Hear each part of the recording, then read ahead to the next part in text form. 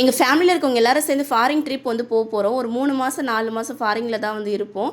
இந்தியாக்கே வந்து ஒரு 4 மாதம் கழிச்சு தான் வந்து வரப்போகிறோம். ரொம்ப நாள் ஆசைங்க. எங்கள் ரிலேஷன் வந்து ஃபாரினில் இருக்காங்க. அவங்க வீட்டுக்கு தான் வந்து போகிறோம். ஆமாம், இதெல்லாம் எதுக்கு நான் உங்ககிட்ட வந்து சொல்லிட்டு இருக்கேன். கேக் ஆர்டர் பண்ணுறதுக்கு தானே வந்தேன். ஆனால் எல்லா விஷயத்தையும் உங்ககிட்டயே வந்து சொல்லிடுவேன் போலன்னு சொல்லிட்டு சொன்னாங்க. முட்டை மிட்டாய் ஒரு 5 கிலோ வந்து கொடுத்துருங்க. ப்ரௌனியில் வந்து ஒரு 2 கிலோ, தம்மடை 2 கிலோ, தம் ரூட் 2 கிலோ, எல்லாத்துலேயும் 2 கிலோ வந்து கொடுத்துருங்கன்னு சொல்லி கேட்டிருக்காங்க.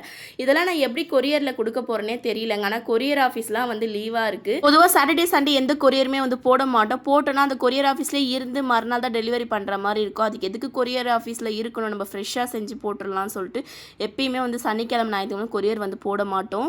அப்படியே போட்டாலும் அந்த கொரியர்லாம் வந்து ஒரே நாளில் ரீச் ஆகிற மாதிரி லொக்கேஷன் எப்படி இருக்குன்னு பார்த்து தான் வந்து போடுற மாதிரி இருக்கும். இவங்களுக்கு வந்து நான் சென்னை தான், ஒரு 2 ஹவர் 3 ஹவர்லேயே வந்து சென்னைக்கு வந்து ரீச் ஆகிடும் இல்லையா, பஸ் மூலிமா கொடுத்து அனுப்புறேன்னு சொல்லியிருக்கேன். பாப்பா யூஸ் பண்ணுற பேக் எங்கே வாங்கினதுன்னு சொல்லி கேட்டிருந்தீங்க. ஃப்ளிப்கார்ட்டில் தாங்க வாங்கினது, 150 ரேட்டில்.